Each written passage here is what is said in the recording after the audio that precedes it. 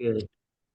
Okay, everybody, we've got our next speaker. He's going to be talking about how to save money mailing your mail domestically, and also he can help us with certified and registered mail. So, Ted, we're ready to listen to you now. We appreciate you coming and visiting with us online. And you're free to talk about whatever you want to. We have kind of an open forum for you to address whatever you think would be good for us. Sounds good. Shall I jump right in? Yeah, I'd like to start off with could we talk about doing a 2-cent stamp to start off with? Sure. Okay. Well, I'm not sure where I'm going to start, but we'll get there eventually. Um, I'm I'm a stubborn guy. I live in West Virginia. I get an idea and I ride on it until it works for me. Many people will get an idea and they'll play with it a while and they'll find distractions and it fails and they quit. It seems to me on everything that I do, if I stay on the plan, eventually it'll bring me benefit. But if I'm going to quit somewhere along the way, there's no sense to even get in the plan along the way because they take endurance. Like what we're going to do on the 2-cent mail. Some people have done this the first time and it worked right away. But many people have done it 10 or 20 times. They've written lawful letters to their postmaster. They've had all sorts of scuffles.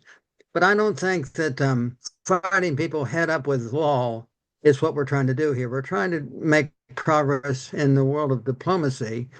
And the thing that works for me is when I discover something about mail regulations, for instance, and I write it on the envelope and mail it, he knows, the postman knows where I stand. He doesn't necessarily know what I'm doing or how it's relevant, but I've made it clear to him what I'm doing. Now, later I can get by with less words on my envelope as I train the postman around me what I'm doing. Okay, let's back up a minute. We're going to talk about 2-cent mail, but even before that, I want to show you how I got there. I'm a retired architect. 9/11 happened in 2000, and I didn't understand what that was about, but it was in New York and Washington. I didn't feel any reason to get involved in it.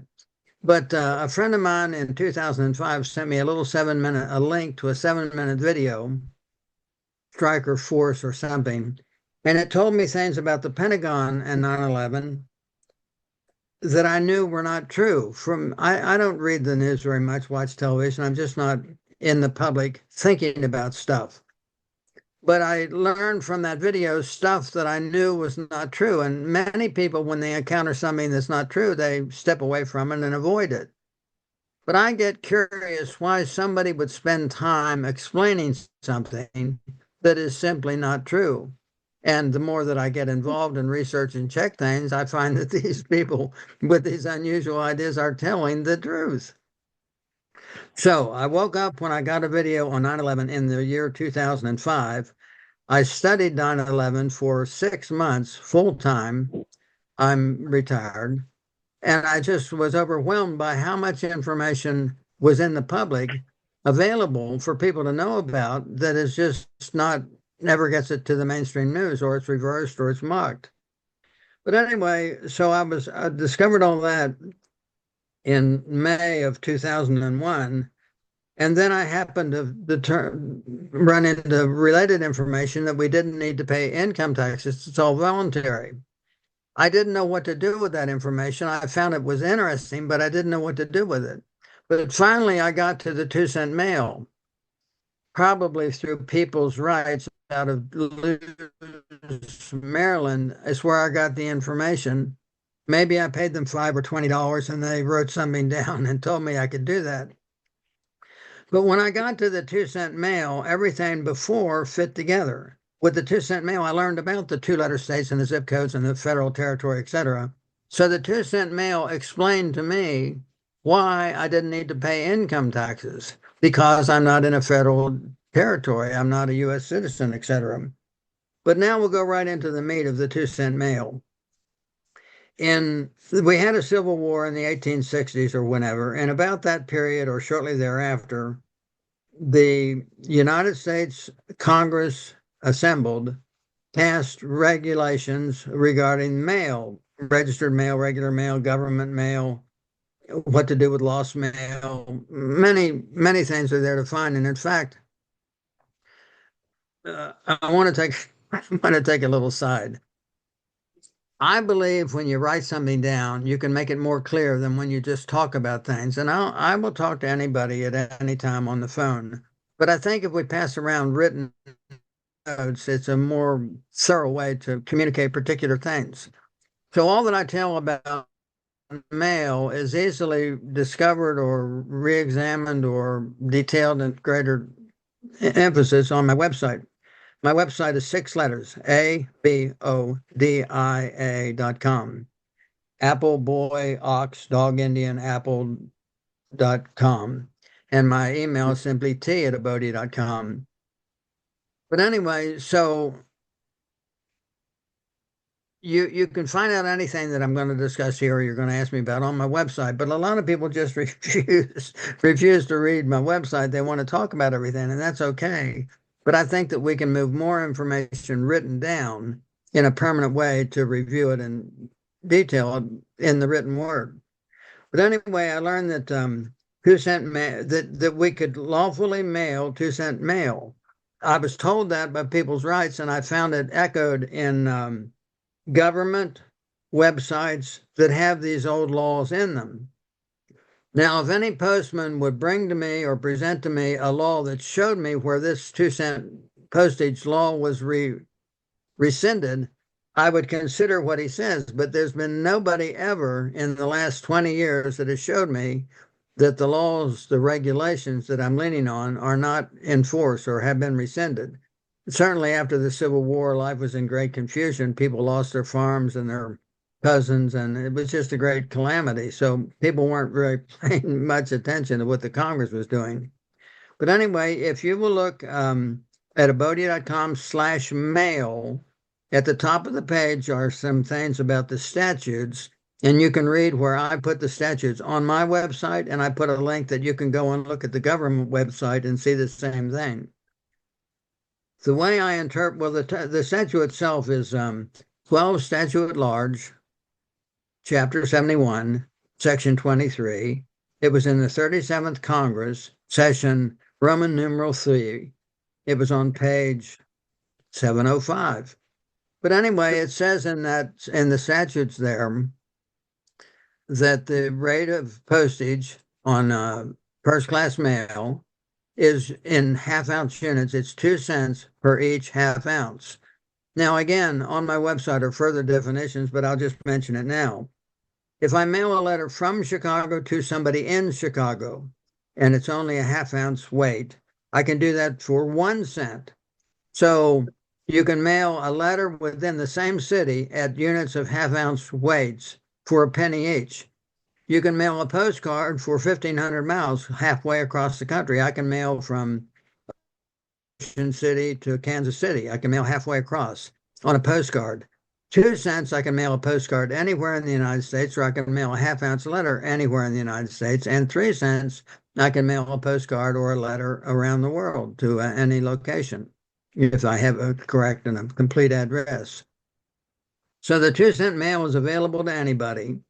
But I think that when you're starting this process, it would be good to write on the envelope itself the regulation in place. And if you look at my website, you'll see many samples of mail that I've sent and has been received, and we have a copy of it.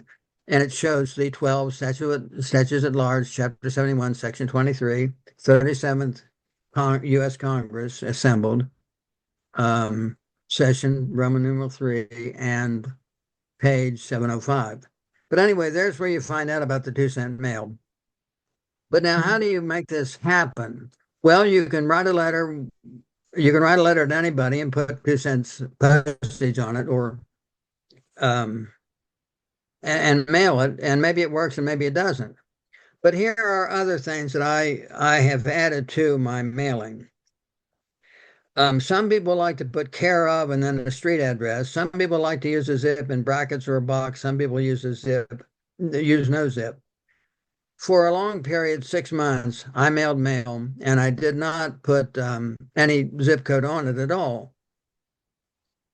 there are two parts to mail. I'm a person, I send mail. You are a person, you receive mail. If I put a zip code on the mail that I send to you, well, I'm a friend. It doesn't really matter what I do. Let's say I was a corporation and I wanted to argue with you about a bill or bill you for something. When you receive, incidentally, there's a lot of law quoted on my website, and I do a lot. I figure things out and I test them, and I'm telling you what results for me. But I don't have these things verbatim in codes of law. I've assumed some things. But I think that when you put a zip code, when there's a zip code on a letter and you receive the letter, it could be a court summons, a traffic ticket, a bill from somebody. But when you receive mail that has a zip code on it, you've conceded that you're under the United States codes. And I don't like that. You don't have to be under the codes all the time. Again, People's Rights out of Lewes, Maryland taught me that if I ever get a summons or a court case or a parking ticket or a bill, anything I don't want, or if I don't know what it is, you can take any item and you can return it to whomever sent it to you within 3 days in which there's no complaint. If you do something personal, face to face, you go to a store, you have a 3-day window, you can return it without them having any defense. I returned something recently that I bought, And you put a and they were return, trying to, what? put it on the envelope, return to sender within 3 days. Yes and no. You can do whatever you want. And many people will write on an envelope, return to sender, no such name, improper address, whatever. I don't like to fool around with their papers. When I have something I don't want, I put it in a clean envelope and I mail it back with full postage. I address it in the manner that I use, but I dispense with things. Now, if you're holding something you've had for 7 days, contact the court and ask them to mail to you again. And then when you get the new piece of mail, put it in a clean envelope and mail it back. That gets you caught up on the 3-day window. Now, if you bought something on the internet or by phone or by mail order, I think you have 30 days that you can return something without any questions about it for full refund. See, if the time period is longer, they can say there's a restocking charge or the item's been opened or you didn't. They can make up criteria to thwart your returning it. But if you work within a 3-day window of something you physically did, store to store, face to face, or 30 days if it's coming by mail or from a distance. But anyway, so the point I'm making is that the zip code is binding on the recipient who accepts the mail. Now, anything you get, a service processor, a deputy, a sheriff, anybody can give you any paperwork they want. Take it and put it in a clean envelope and mail it back to whomever it came from. They typically, on the bottom of their letters, they have somebody else in the law office to write that they're doing process service. So somebody sends you something and then somebody else was a witness that it was put in the U.S. mail.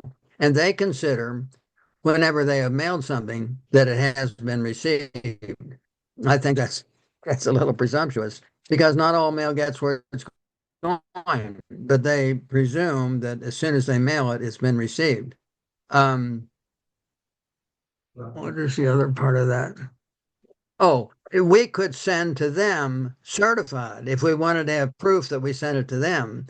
If you do that, well, I did it once. I had a traffic ticket and I mailed it to the people that issued the ticket. And then they sent me the little green card back, and I realized now I'm holding something they've sent me again. So I mailed them the green card back. The point is, if you're going to send them a certified letter, you could ask for an acknowledgement online, but don't get a green card because there again, you're holding something. And my understanding of law, whoever's holding the item has the responsibility to resolve it, but you always give it back and then you step out of that responsibility. A little maxim of my own is that with God and with men, everything is voluntary. And we need to quit volunteering to things that we don't want to capture us. Now, there are many things you have to do to get the benefit. You want your utility bills, whatever. But generally speaking, you don't want to assume obligations that you're not involved with. So when you get a parking ticket or a summons or whatever, I consider it's an invitation to engage with them. It's not an obligation. It's an invitation, and therefore I can return it. So I don't write anything on the envelope. It just mailed back. Okay. So when you're doing 2-cent mail or any mail, you can use a zip code or not. I didn't use a zip code for a while because I didn't want to put an obligation on the one I'm mailing to. But if you're mailing to a friend or something, there's no curse, no obligation, no threat coming on there. But if you're dealing with any corporate world or court or government or corporation, you want to be careful because when you receive mail that has a zip code on it and you do not return it, you've accepted that you're under U.S. codes for whatever's in the matter of the mailing. Okay, so another way to deal with a zip code is to put it in square brackets. That's explained in the Chicago Styles Manual. There are many pages about the discussion on the square brackets. The book itself is about 1,200 pages. We have it at our local library. I went down and photographed about 20 pages that are relevant to me. Eventually, I'll get those typed up and make them where I can share them. Okay, 2-cent mail. I do put a zip code on the mail because the postman wants to see a zip code because his whole system is based on moving the letter where it's going by using a zip code. So I do put a zip code on all my mail now, but I put it in square brackets. And I think an even better solution is to put a box around your outgoing name, John Doe, 3 Maple Street, Chicago, Illinois, and then put a box around the whole thing. I believe that removes all the presumptions that it would have if it were not in a box. You'll notice everything around you, they're typing in all capital letters. The world is out of control with corporations trying to manage anything. Okay, so in 2-cent mail, it's a good idea to use a zip code, but put it in square brackets or put a box around it. I even put a box around the return address, my name and my address. Incidentally, here's something curious. I get ideas and I test them and I vary them and I make changes and I test them again until I have something smooth and working. But I thought about it. If I'm going to mail a letter to somebody in Chicago, Illinois, 60611, if I only put the zip code on the envelope, the postman knows that's a smaller part of Chicago than the whole Chicago. Chicago might have 200 different zip codes. New York City might have 400 zip codes. But a zip code is a smaller area than the city state. So I put a zip on some mail and I don't put on a city state. Now, if I go and look up the zip code for a particular person, like if it's a 125 Maple Street, I'll look up 123, 124, 126, 127. I'll look up the neighboring houses to see if they also have the same 9-digit zip or the 5 plus 4-digit zip. Not every location has a 9-digit zip, and many of the locations have it on the same. 3 different buildings have the same 9-digit zip. But if I find somebody whose 9-digit zip is unique, incidentally, you can go to the internet and you look up USPS lookup, and that'll take you to websites, and you can give it 123 Maple Street, Chicago, Illinois, and it'll tell you the 5 or the 9-digit zip code. But then, like I said, I look at the houses around, and if they have the same zip code, then this won't work. But if the zip code is unique, then I can write to a person with only a 9-digit zip code. I don't need to put the street address on 123 Maple Street. It was an idea I had. I tried it, it failed. I tried it, it worked. I just consistently did it, and now I do it rather regularly. If I'm mailing to a small household like Nelson, and there are only 4 or 5 people there, and I just address it to the physical address with no name on it. When it arrives, they'll know, oh, this is from Ted, so it must be for Nelson. So you don't need to put a name on a piece of mail. Actually, not talking about government work, not talking about people at a company. I'm talking about people at their own home address. So you can mail with only a 9-digit zip, which includes the street address and the city state, and you put no name on it, and the person can still get it. It's quite remarkable, and it really shakes people up when you mail them that way. And it doesn't work on all occasions, but you can determine people that have a unique 9-digit zip. Okay, I'm going to take a break here in a minute and see if we have some questions. But the next thing I'll get into is the tax for Q, or how to mail things for free, and more advanced things like certified and registered mail. Do we have any questions at all up to this point, please? Okay, my question, um, whenever you accept a envelope that contains a zip code, you're immediately identified as a US citizen address?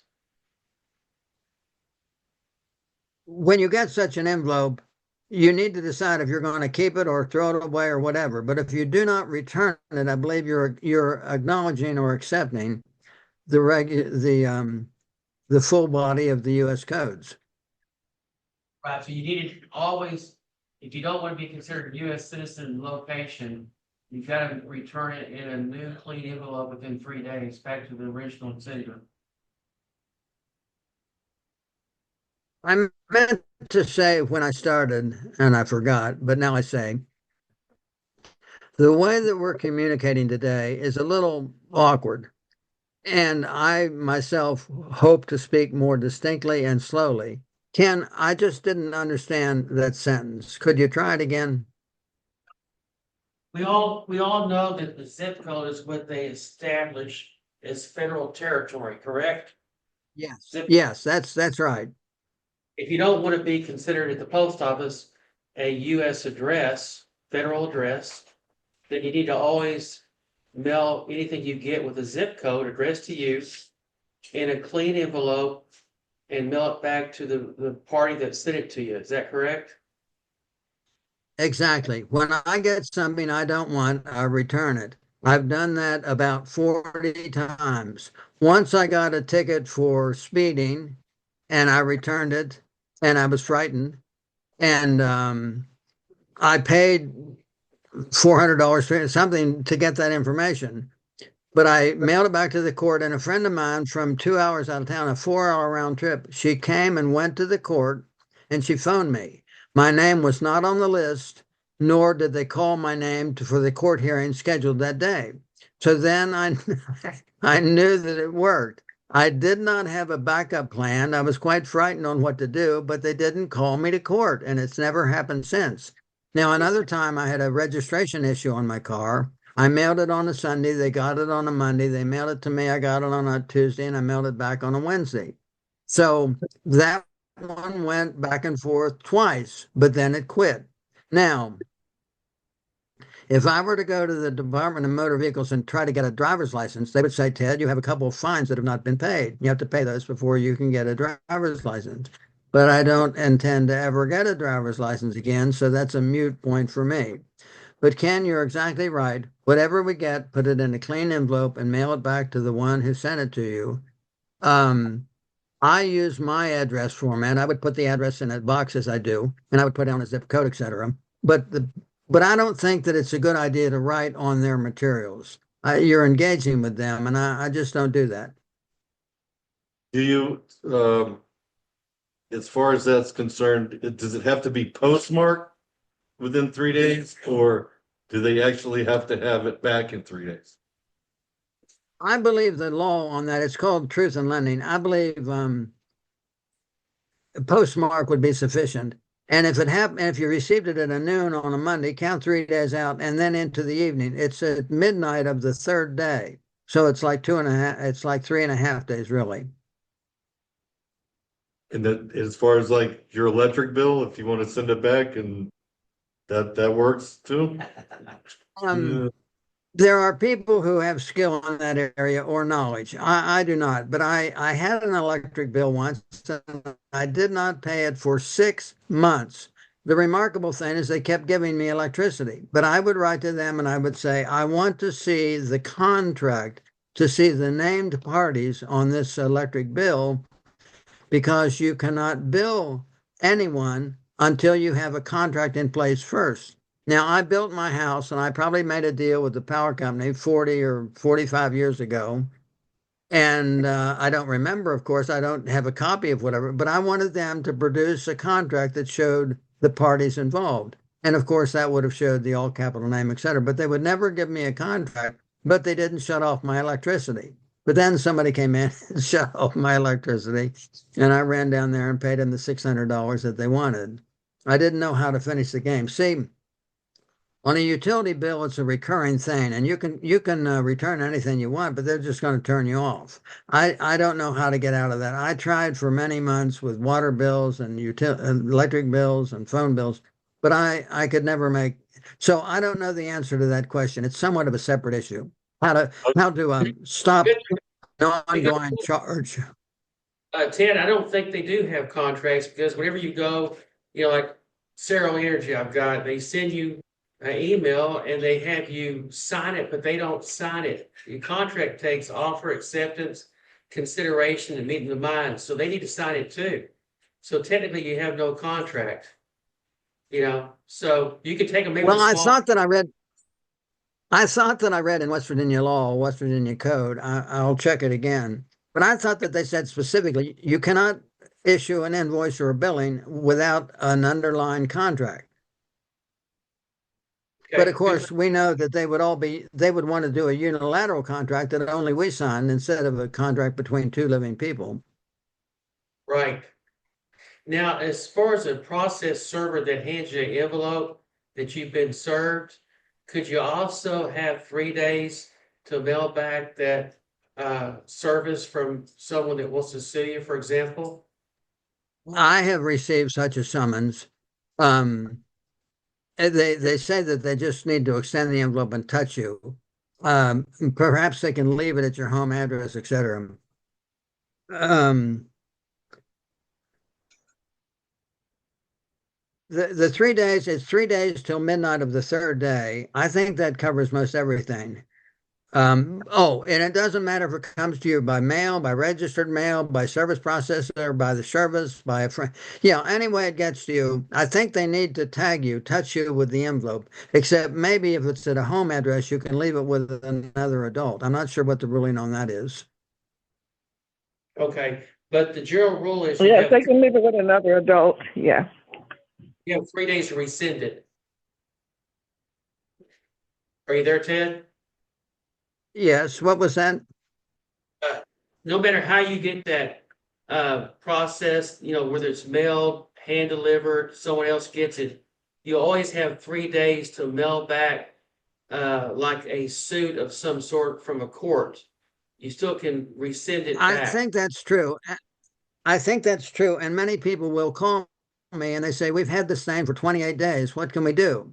Well, I think that we call the court and ask them to issue it again. I've misplaced the thing. I had whatever, send me a copy. And when we get the copy, then act again.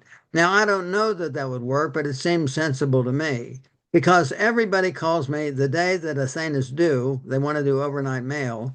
You can't do these things the day you want them. You have to do them in advance so you have a working system. When I started doing mail, I did 100 2-cent letters and they worked for whatever reason. And then I did it again and they brought them back to me in a box and said, don't do this. You can't, it's not lawful or legal or whatever. And of course I stopped because they told me to stop. But then I thought about it and I said, well, I know what I'm doing. I'm certain that I'm right. Why should I stop because somebody told me to?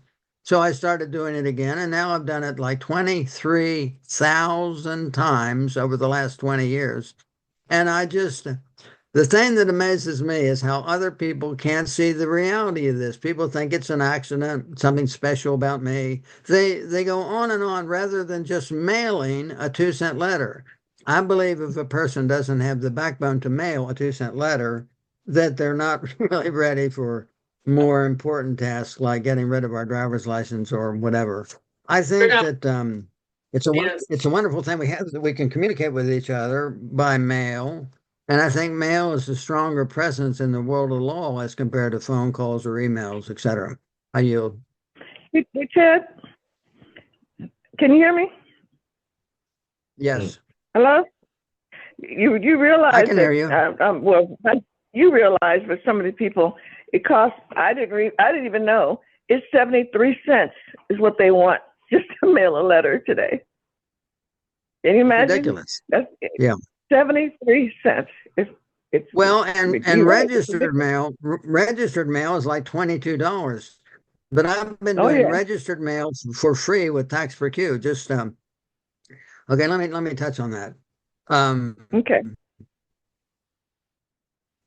Tax per queue means prepaid. It's a French expression, and you could say prepaid, etc. But if you look at the mail that I have on my website, you'll see examples of me using tax per queue. I write down the International Mail Manual and the Universal Postal Union, and I give some website links that show you where these rates are mentioned. I do not know why we can mail for free. I didn't write the law. I didn't, but in plain English, it says items received without stamps treat as prepaid. But anyway, when I'm doing certified mail or registered mail, I use the tax per queue wording, and it's just words on the envelope without any postage at all.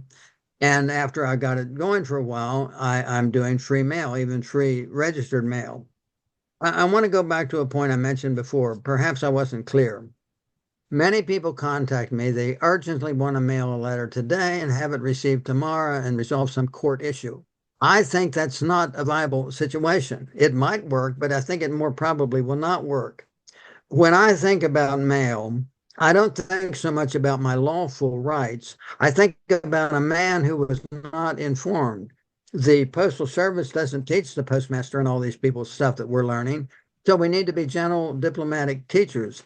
Write the regulations on the envelope and mail them that way, and then they can keep reading what it is we're trying to apply.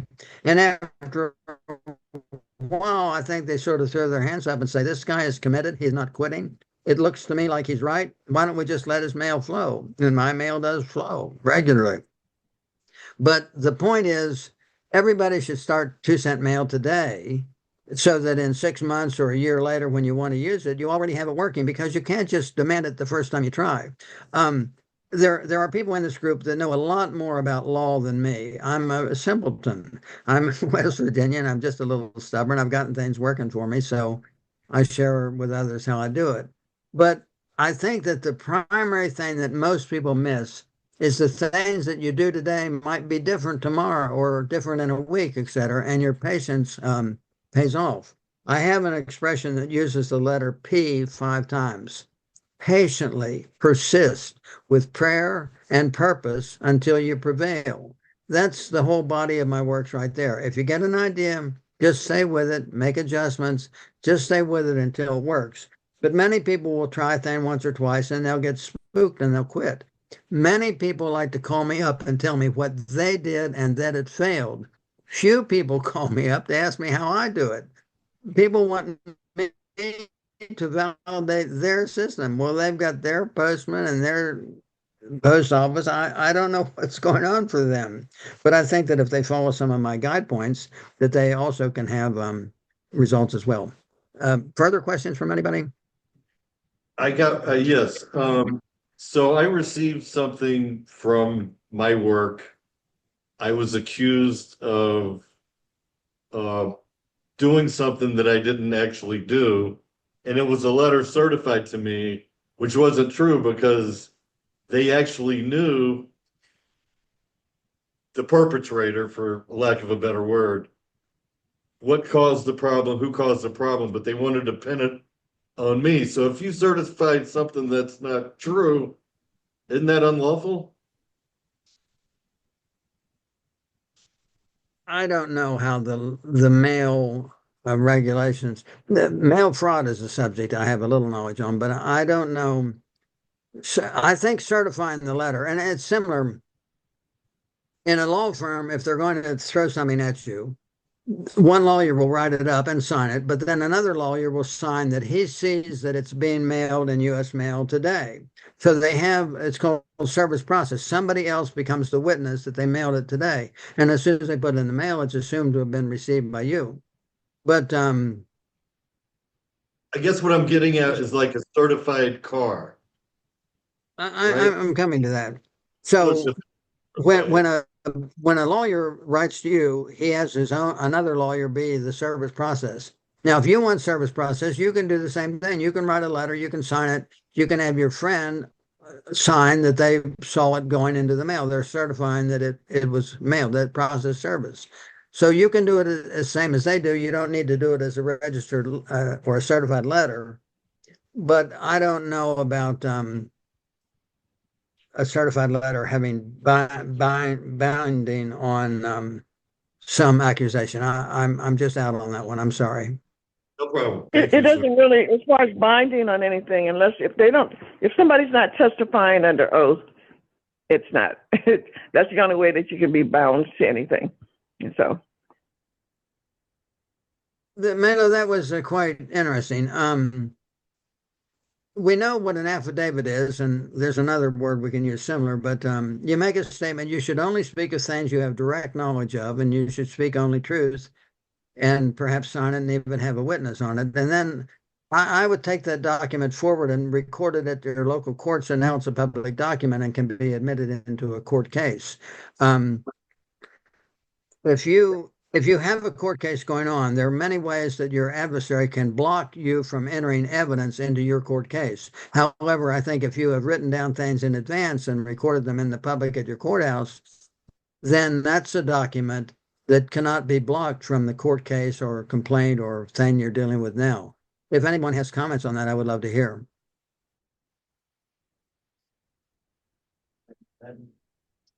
Okay, here's what I have a question about. Can you hear me okay? Can you hear me? What? I can hear you. When you receive a ticket from a city, they're claiming that you had a violation, and they mail it to you, and they put on there that if you don't appear on so-and-so date, you may be arrested. Well, to me, that's a threat. Can you take that envelope and get them prosecuted for threatening you over the mail? Mail fraud? Okay. You're talking about something that was inside of the envelope. Is that correct? And it's a threat.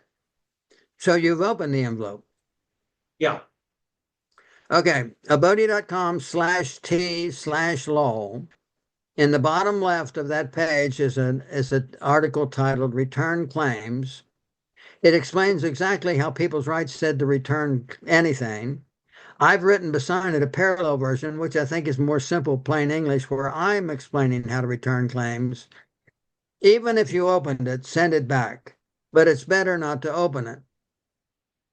The Justinian Deception is a discussion by Romney Stewart, I believe out of Australia or somewhere in that area, maybe New Zealand. Anyway, he's a brilliant guy, and we look around and we see our names in capital letters. We see cities in capital letters. The whole world is in capital letters. Now, there's no institution or college. There's nobody behind the capital letter wording, and he explains it's not a word. John, Freight, Smith, these are not words. They're signs, like sign language, like a sign to stop on the road or to turn right. All capital letter words are not words. They're signs, and they have no meaning in the English language. I have a lot of material for Justin from Romney Stewart, a brilliant guy, and he puts this stuff on YouTube. The world can see what he's saying. Why is he not shut down? I don't know. I do think he gets problems, but he walks out of them. He even finds the word Lord in the Bible in all capital letters. We are awake and alert, and we're looking, and there's so many things out there. When you get on the other side of the track, across the line, like I say, where we are, all sorts of things open up to you. I had no interest in the income tax. I always dutifully paid my income tax every year until I learned I didn't have to. But I just had no awareness of this stuff. 9/11 got me to taxes. Taxes got me to 2-cent mail. And from there, everything, health, vaccinations, COVID, viruses, the whole world. It's all different than we're told. But I forgot my main point. But anyway, it's crazy world out there. It's Christian, Ted. If you had your name copyrighted, and you tell them they have to get your permission to even put your name on an envelope, have you found the ability to collect money on using your name? I have copyrighted my name, but I think that you can't copyright something that's already been in the public world. You can't copyright the word coffee or whatever because they're already in use. I've done every time I read of an idea, I resolved it and put my name on it and put it in the courthouse and everything. And an opposing lawyer to me said to a judge that I have recorded 1,000 pages at the courthouse. Now you pay $10 for the first page and $1 for each additional page. So obviously I've spent a lot of money putting stuff at the courthouse, and I echoed what I put at the courthouse to be on my website as well, abodi.com/public. But I don't know how to bring these things home. I had a lawsuit on me, just a ridiculous thing going on 20 years ago, 25 years ago, and they took my house, which sort of annoys me. But I do believe that I'm the trump card. I'm the one who did the right thing and wrote it down and got everybody's permission before there was any action taken. But the opposing lawyer so confused the issue to the jurors that they thought I was the bad guy, for crying out loud. Anyway, crazy stuff. Anybody else questions? Shall I go into the tax for Q a little bit? Okay. Okay. Again, the further into these things that we get, the more tangents and other things you'll see that are related. I don't know why they wrote the law as they did, the regulations in the Universal Postal Union. David Wynn even spoke about this a little. I think that in the 1860s or so, that in Hawaii, they started this international post offices all tied together. They wanted the countries to be able to do commerce with each other, so they needed a vehicle, and the postage would, the mail would be the way. But I'm guessing that not all the countries in 1860 were ready to get involved with international mailing, so they didn't have a stamp ready. And so in the Universal Postal Union, they have an expression: if you receive a letter from France or Germany or whatever, and it doesn't have a stamp on it, treat it as if it did. Treat it as prepaid mail. And I've done this many times, packages and books. If you have a book, something that weighs 3 pounds or more, you're supposed to take it to the window services at the post office because they want to know if there's a bomb in there or dangerous liquids or whatever. So I prepared my book weighing 3 pounds or more, which they require things that are over 16 ounces to come to the window. I prepared my package. I had the paperwork on it. I had the registered mail red sticker. I had the green card on the back, and I took it to the window in my local post office. They refused. We will not accept that. And if we did accept it, we'll just mail it back to you. So I was a little frustrated. And I went out to the front of the post office where the blue boxes are street side. And I just put my registered mail in the blue box. And a couple of days later, they received it in Pittsburgh. So my thinking, you have to have some idea of what you're doing. I concede that I make a lot of assumptions that maybe other people aren't convinced about, but I'm convinced about them because I've mailed these ways. Well, I've done the tax for Q maybe 500 times, registered tax for Q maybe a dozen times, regular 2-cent mail 23,000 times over 25 years, 20 years, I'm sorry. People, yeah, a long time. But anyway, so they have a regulation about in the Universal Postal Union and under the International Mail Manual that mail that's received without postage are treated as free prepaid mail. When I started this, I had some luck and some failures. Then a fellow, I think his name is Johnny. I deal with a lot of people, and I don't particularly remember their names very well. But I typically remember the first, like John, his last name starts with a Q, and that's enough for me to find him in my directory. Anyway, so this guy told me to add the expression foreign office of origin, and also 18 USC 1.1. When I added these couple of words to my mail, they began to work much better. Now, certainly I could say I'm mailing to somebody in Chicago, and at first it doesn't work, but after a while it does work. And then the guy from Chicago tries to mail to me, it doesn't work, and then later it does. The point is, I think that we open up pathways like the neural network by exercising our rights to mail. The more we mail back and forth to each other, the more accepted it is, the more postmen know. But because you mail 1 2-cent letter doesn't change the whole United States system. You've just affected a couple of postmen at a time. So anyway, on the tax for Q, I put the wording on there about what the International Mail Manual says. I put the wording about um, Her Majesty's service. I put the name of my republic. You can name your republic anything you want. You can be the sole person in your republic. You could name your republic Cheese or John Doe or whatever you want. My republic is called Top of Rock, which is the name of the building my father and I worked in as architects. And then I put other notificate other words on my envelopes. But anyway, the tax for Q is a viable way to mail. And when I'm doing something I don't quite know what the postage would be, I just put on tax for Q and they can figure it out. And I don't know if there's money collected and deposited. I don't know what's going on behind the counter, but I know that the mail moves. Um, I I'm not trying to tell other people that what I'm doing is perfect or that it will work for them. I've got it to work for me, but I think primarily things work for me because I do such a truckload of mail. They just they've given up trying to resist me. I think it's funny when other people try to explain why I have success. They say that I'm special or that I'm not a they make all these excuses for the post office. They say that these letters are just slipping through accidentally, but when you mail a heavy parcel, registered mail, they know what that is and where it's going. They can't be accidentally passing that forward.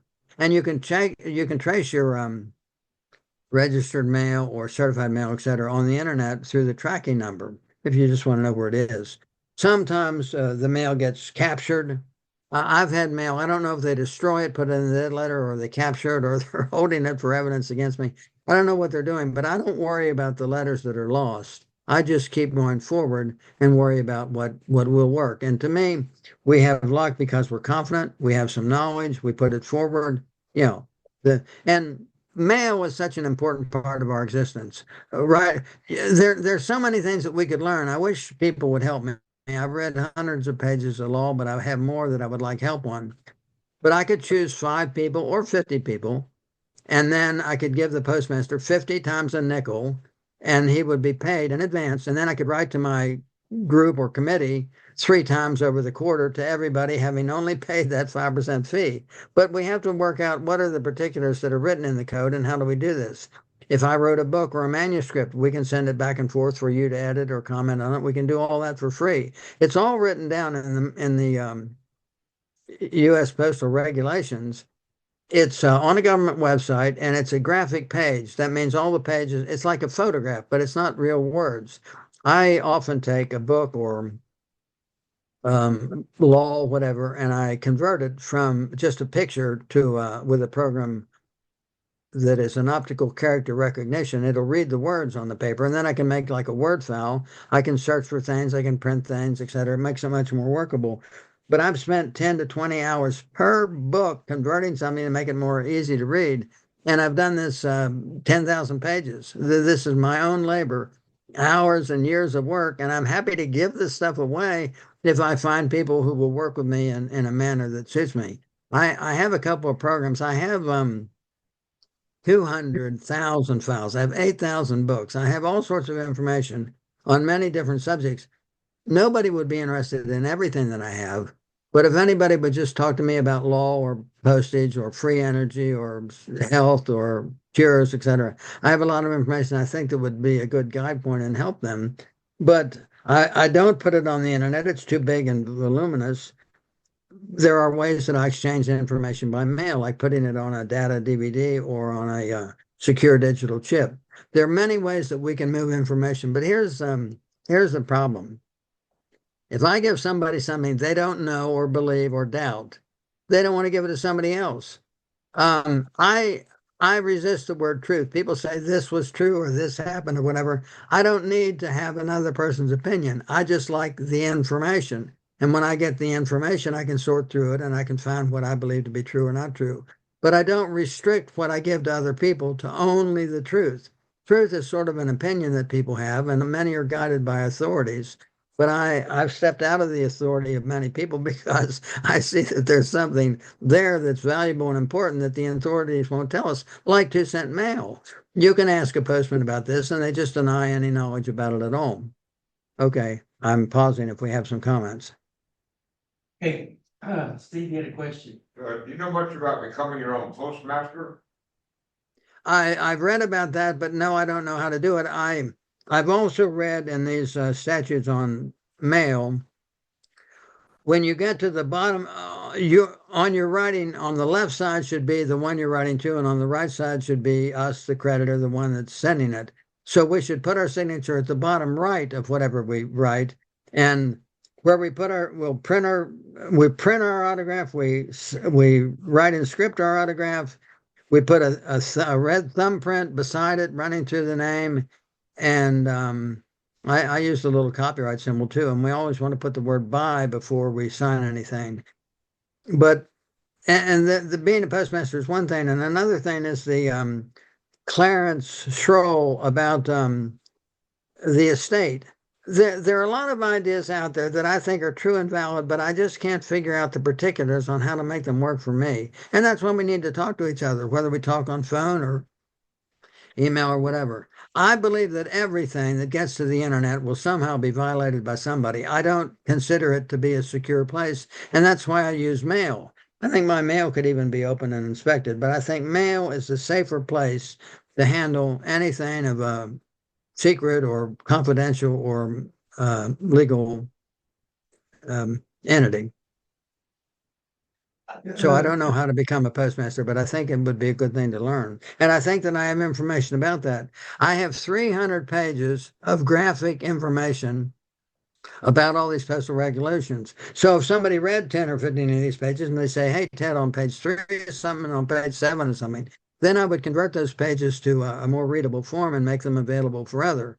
But to read 300 pages of this graphic material it's a heavy load to do. And I can't send them all across the internet. I got them from the internet, but I would put them on a data DVD or secure digital chip and send it to somebody. And I've done this for several people. They said they were interested. They would help me. I got all the materials ready. I sent it to them.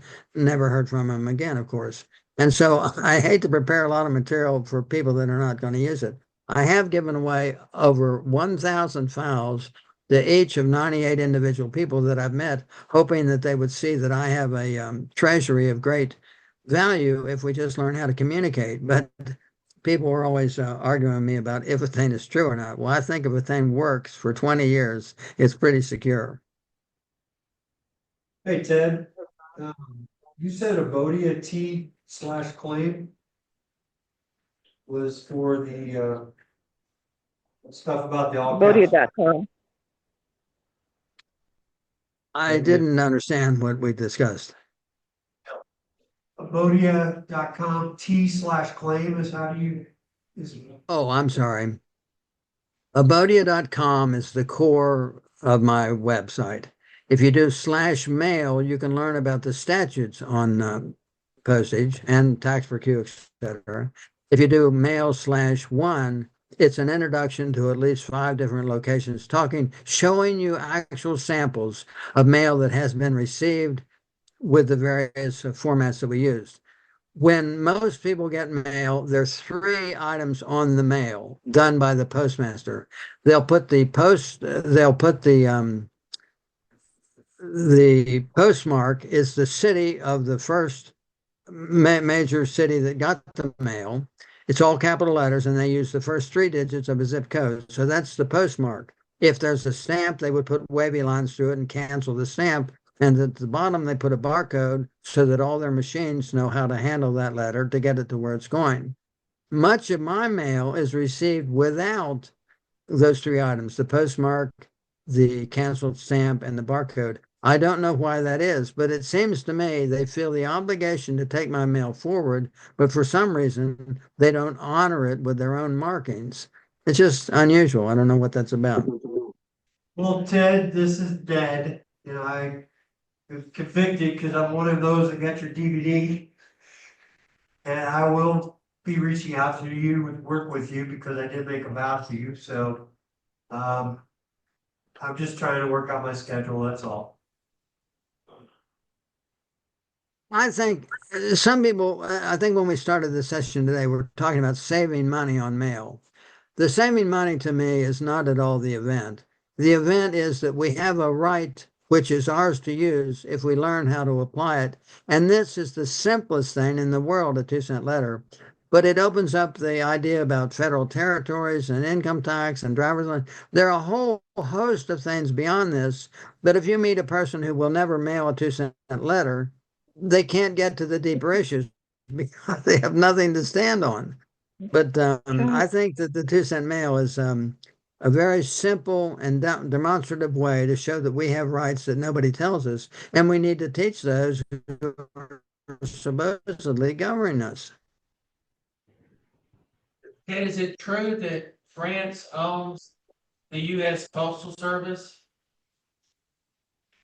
I believe that the Postal Service was set up as a corporation at about the time of Nixon, President Nixon, and that however he did it, he sold it to a company in France. But again, they accepted they accepted this forever stamps, all this the domestic mail manual. That's a governing thing for the United States Postal Service. But I think they've also accepted filling satisfying any regulations from the U.S. Post Office, which are the codes that I'm talking about. So, yes, France seems to be the driver. I don't know the particulars there, but the United States Postal Service is a corporation, and you can find these on Manta, MANTA.com, or Dun & Bradstreet, etc. All the fiber around us is corporations. And Right. even the United States is a corporation, and I think there are 13 different ways that it can be written, capital letters, lowercase, including the, etc. But there are, I think, as many as 13 different corporations established with some variation of the term United States. David Robertson has written 30 books or 40 books. I've read about 20 of them, but he explains the city of Wyoming, the city of Chicago, the state of West Virginia. All these are corporations, and he gives the FEIN number of it that you can confirm these. Is the one But that we, they all, Go ahead, Melo. no, I said, but they all tout themselves as a nonprofit, Okay. even though we know they're not nonprofit. They call themselves a public nonprofit, as opposed to my organization that I have is considered a private nonprofit. Well, they're words are corporations. something, yeah. Is it true that money orders and stamps are backed by the Treasury? There's something special about money orders from the post office. There are many people, there are other people that write money orders, and I can't get those cash. So I deal with U.S. Postal Service money orders. And they say that the Postal Service is the only non-bankrupt corporation. But if you had a $20 United States Postal Service money order, and the dollar suddenly lose half its value or it's a tenth of a value, the money order would also fall because it's denominated in the U.S. dollars. So I don't know where there's any advantage to do this. Here's something that I do suggest for people. Supposing I'm going to give you a bunch of apples and you're going to give me a $20 money order. Don't write who it's to, don't write who it's from. Just hand me the blank money order. Then I can go downtown and I can buy some Kleenex or some wiper fluid. I just give them the money order. So you can pass the money order around like a $20 bill forever. But when somebody wants the cash, they need to go to the post office. They need to fill it out as far as who's the recipient. They need to have identification to show that they are the recipient. And then they can cash the money order for Federal Reserve notes. But I think that to just pass around blank money orders is the best way we should handle our affairs. Other people like to put their name and keep the receipt themselves in case it gets lost in the mail. I try to tell them I trust the mail. I might even send it certified mail. But if we just pass around blank money orders, it's a very effective monetary system. But when somebody gets cold feet and they want cash, they need to go to the post office. And when you go to the post office, say you have a $200 money order, and the guy opens his drawer where he's been selling stamps and he only has $50 in the till, you can't cash the money order that day. You have to go back another day. Anyway, that's a Yeah. flaw in the system. Yeah. Is That's a it good true? idea, Ted. I never thought about that with the blank money order type from person to person. Something to consider. I have lots of ideas that I just figured out, but they're so simple and so. But so many people are sort of limited by what they read from others. Like the 9-digit zip, that just came out of nowhere, but I think it's a great idea. It really spooks the one who gets the mail.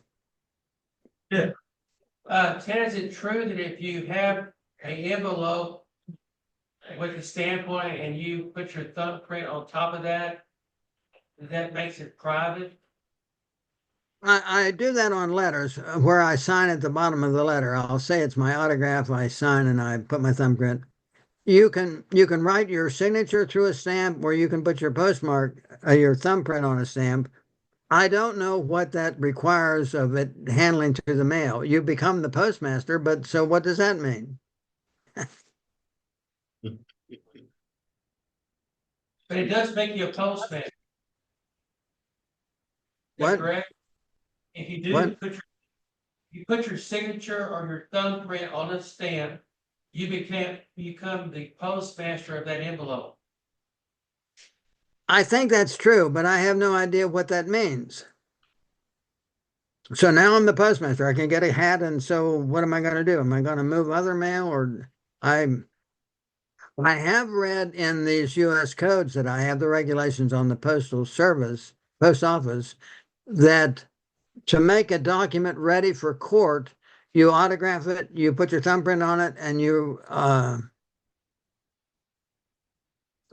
put a stamp on it, then you autograph it and you put your thumbprint on it, each of which intersects the stamp at some point. You could put in a 2-cent stamp, you could put in a $10 stamp. You put the stamps on for coloration. In the older days, things were copied in black and white, and you could tell what's an original because of the color of the stamps. I don't know that our courthouse does record things in colors. I think they don't record things in colors. So when you have colored stamps on your documents, it's more obvious that it's an original. But if you do a color copy of something, then throws that out. So if you did that, you would have to get notarized, is that correct? If you say that again, Let's say you're short on time. It's after 5, can't go to the bank, get something notarized. Some post offices stay open until 6 here. So you can put a stamp there, you can either autograph it or put your thumbprint to get it notarized in time before it has to be done. Would that work? I didn't hear all that, but what I do is when I write an important document, at the very end of it, on the far right side, I'll print my name. I'll write the word BY colon.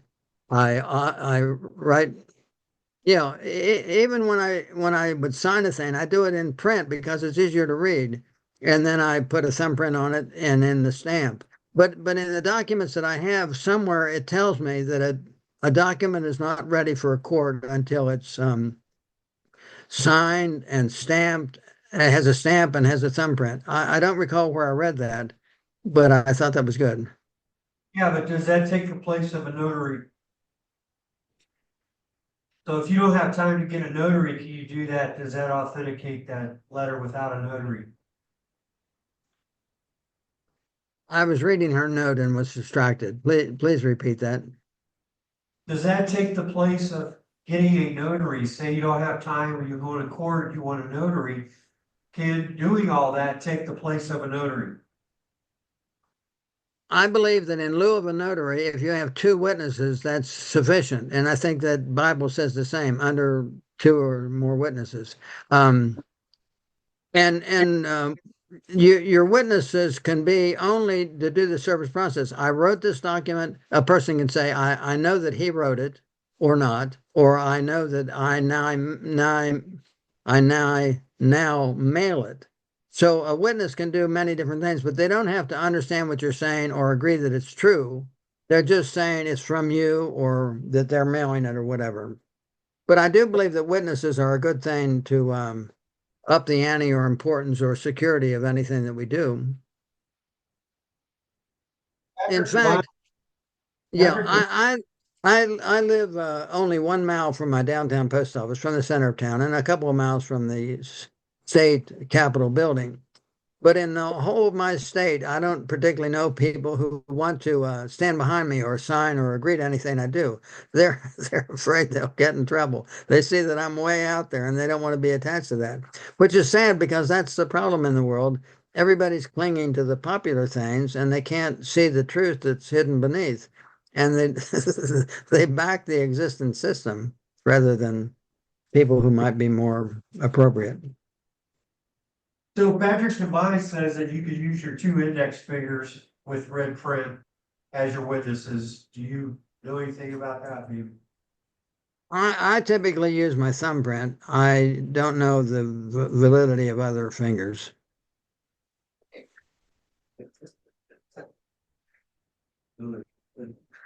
If we want to remain sovereign, it's best to mail it registered instead of certified. Is that correct? I don't know the implications of that.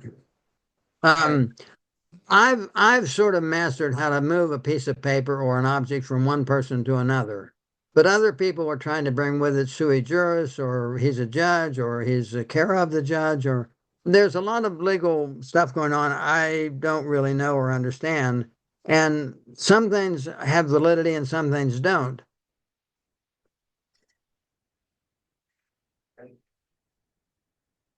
Anything else you think of? Who's this lady speaking and how is she affiliated with you? She's just on the Zoom call. The sound was a little garbled. Try again. Who's the lady that's with you and how is she affiliated with you? Who's affiliated with me? Yeah, who is the lady that's speaking? Oh, Melo is a friend of mine out west somewhere. She was on for an hour. She had to go to something else. She's an old friend of mine, or a friend I've known her a long time. She's like a doctor. She's got high educational stuff. She's written a couple of books. She's way ahead of me. She's a Moor as well. I read recently that America had the black people here already. They didn't bring them all over from Africa. And when you count the ships and the number of people they could hold, they couldn't have populated the United States as they said they did. The communication systems of the world have changed. I like to think back to the time of Christ or Aristotle or Alexander the Great.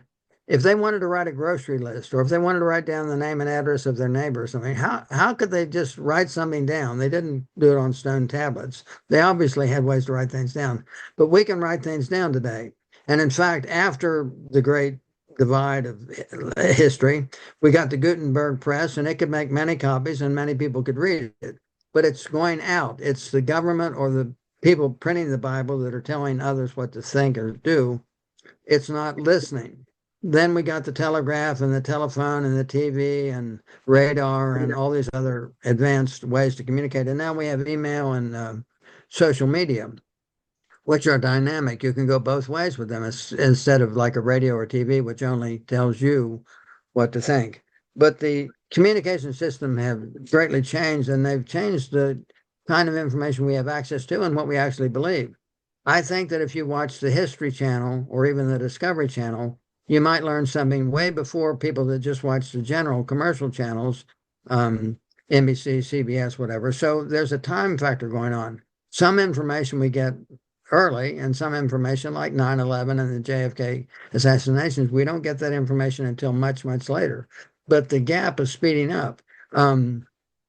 Sometimes I read that the Sarah's coming, or there's some big event and it's going to be on August the 6th, and then it doesn't appear to happen, and people get mad at me because my time schedule was wrong.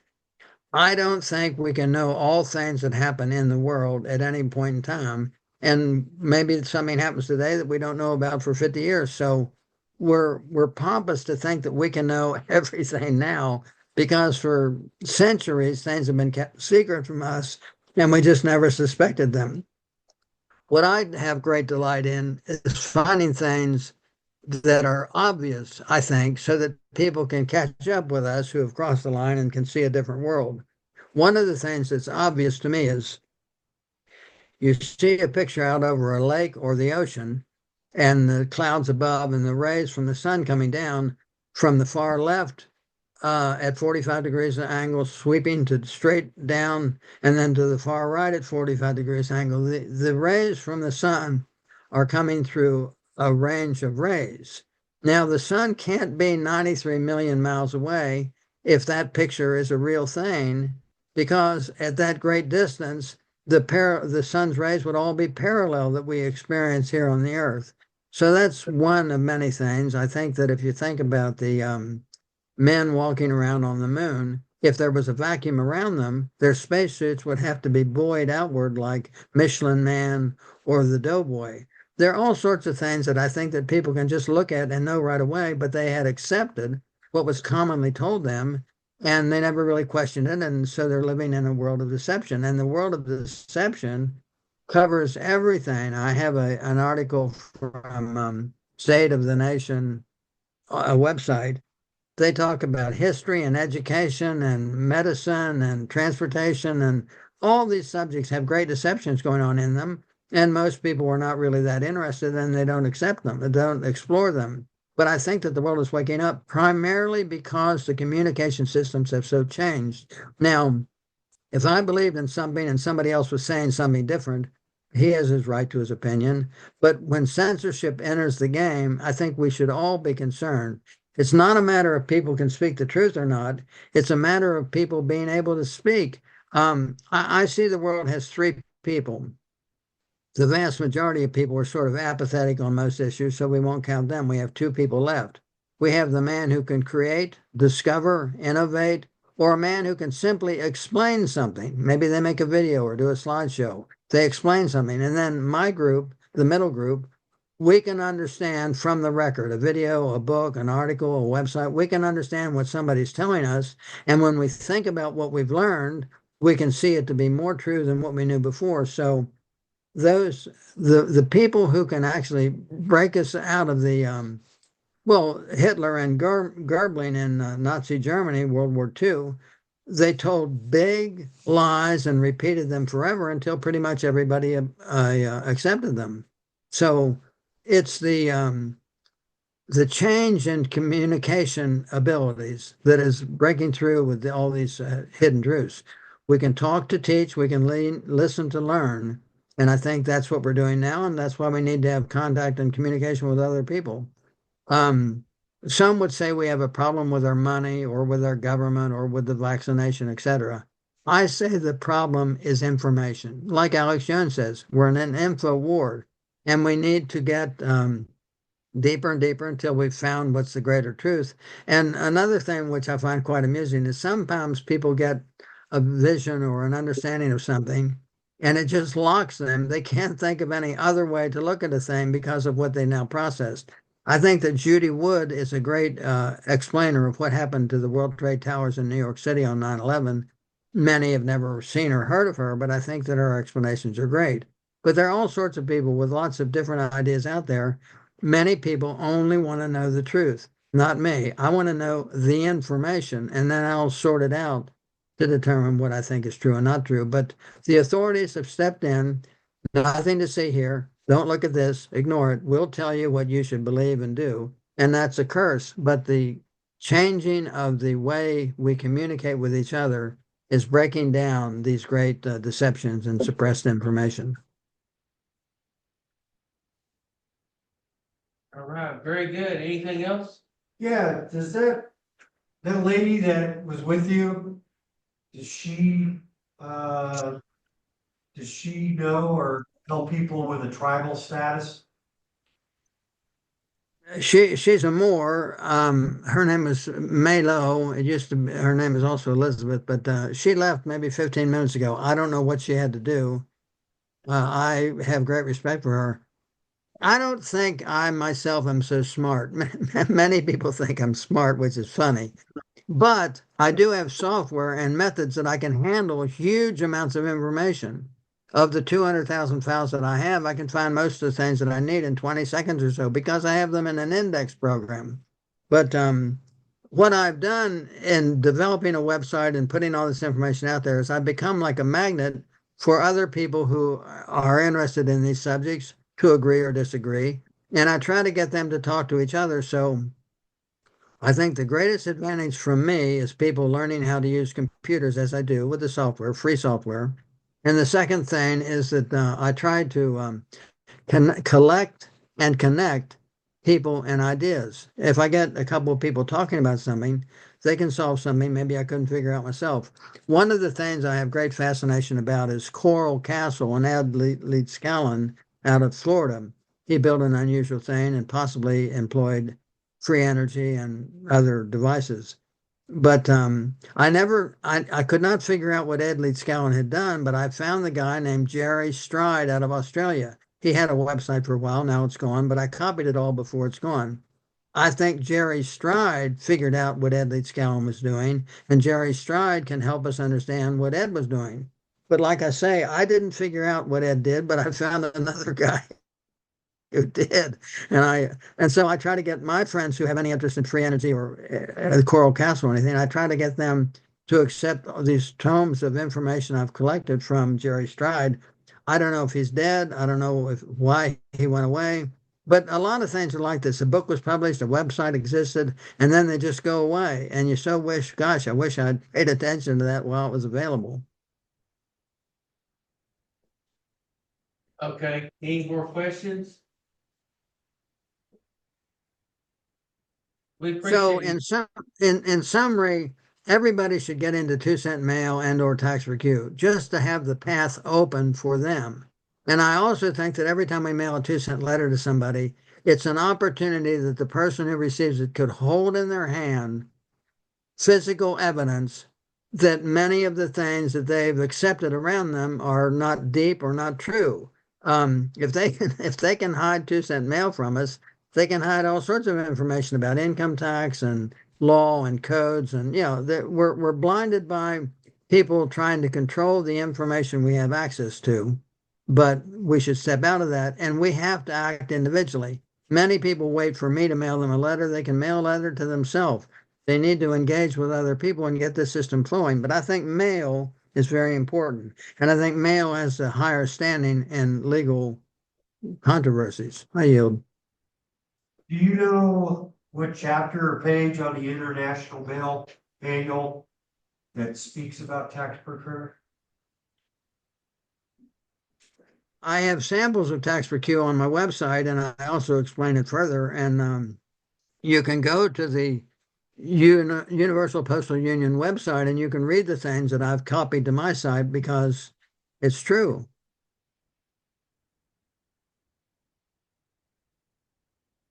Okay. Ted, thank you very much for coming out and talking to us. Thank you, Ted. Appreciate it. Sure, thank you.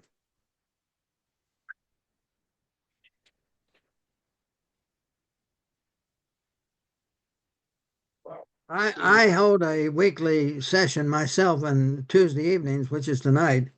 I have 3 o'clock now, so in 4 hours we're going to have our phone call. If anybody would like to call in and join us, sometimes we're busy, sometimes we're not. Abodia.com/T/call is how you find that phone number and the passcode. Can you repeat that, Ted? Not everybody heard that. Okay, Abodia.com/T for truth/call. Abodia.com/T/call has the phone numbers and the passcode and a little information about when we do a Tuesday evening session. I'm open to talk about anything true or not true or fantasy or whatever. We have interesting discussions, and anybody's welcome to come at any time. Can I call you tomorrow? When? Can I call you tomorrow? Tomorrow, can I call you? He said, can he call you tomorrow? Oh, yeah, anytime. Yeah. Okay, Anytime except 7 to 9 on Tuesday nights when I'm otherwise engaged with other people. okay. Was that Ken? Yeah, Ken, you and I should have a phone call. It's continuing on what I said here today. I have a lot of information. I'd like to give it to you, but I have a couple of conditions I'd like you to understand to make it worth my while. I'm not asking anybody for any money. I'm just asking people to sort of learn what I'm doing, and then the big thing will come. Yeah, if you don't use an index, you just can't get 1,000 files and have some way to work with them. It's too much. But if you have an index and you can get the things in 20 seconds, go at it. I have many, many things that have to be impossible. There's no way they can be true, but I hang on to them because there's so much information about them. I can't say they're not true. There's a guy out of Russia. He found that when he put skeletons, the exoskeleton of little bugs together, they would jump up and down like magnets. So he put them below a board, about 2 foot square piece of plywood, put a handle on it, and he flies around on this thing, which is anti-gravity because of little insects. Airplanes don't use, commercial airplanes don't use very much fuel when they're at their cruising level. The jet fuel hoax. William Wright, out of Pennsylvania, discovered orgone energy and healed people. And I just have tomes and tomes of stuff that we're told can't be true. But the deeper you get in the information, the more fascinating it is to me. I would love to tell people the deep stuff that I know, but they can't get there until they've done some of the small things to sort of see that they can be responsible for their own life. Anyway, I have a lot of great material and I'd love to share it. And I labor for it. I'll take a book and spend 20 hours converting it to a more usable form. But anyway, call me back, Ken, and we'll talk about it.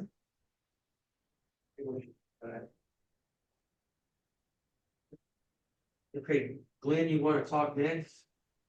It's 2 o'clock, too late, Too late, okay. but, appreciate Ted coming. Yeah, thanks again, Ted. Thanks, Ted. What? I hope that's recorded. You recorded, I recorded. Can record that on Zoom? Yeah.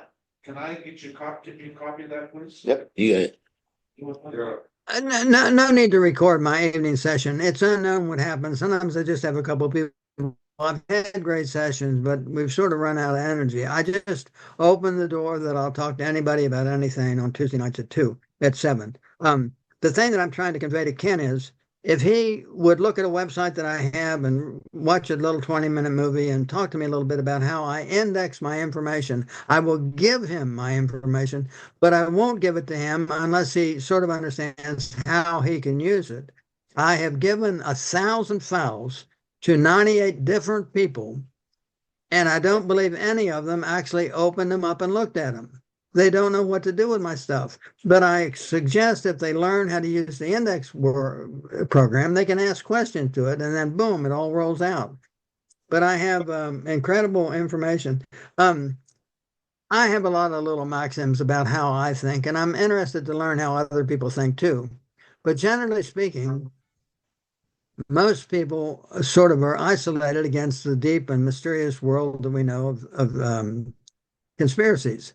And having little knowledge, there's nothing to believe. And ABC News or a famous broadcaster, Barbara Walters, somebody told them something's not true. And so they just take it off the table. They don't think about it. But when you get deeper and deeper and deeper, you find such incredible things that are so obvious. Why won't people come along? But most people like to be in contact with other people and accept ideas that are common to them. They don't like to be the leader in the group. They want to be the follower. But from the world of information only, there's just incredible stuff going on around us. I think that UFOs are obviously true. They've been out there 50 years or more. What's going on? Many think that we have anti-gravity stuff. I just collect all this incredible stuff, but you can't get to the deeper stuff until you've waded through the shallow stuff. You can't just go to the deep ones because, and I have a lot of information about 9/11 and many different subjects. Ted, Abodia.com/hoax is a good place to get into my world. we did try to open your DVD tried copying it for Bob Baldwin. Only half of it was able to be opened. Well, I don't know what the problem there is. I can send another one, but if you have half, then you got 600 files. Yeah, But yeah, yeah. still, do you know how to use the index?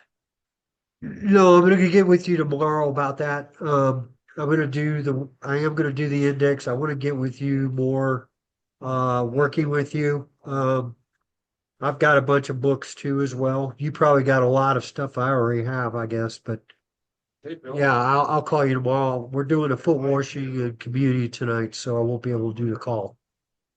That's okay. Yeah. So, but I'll call you tomorrow. Okay. Yeah. Well, you have a great night. It was good talking to you, visiting with you again. Okay. Thank you. Sure. Thank you. I'm not sure what you're shooting for. When we were at that meeting, and you were saying it was not constitutional.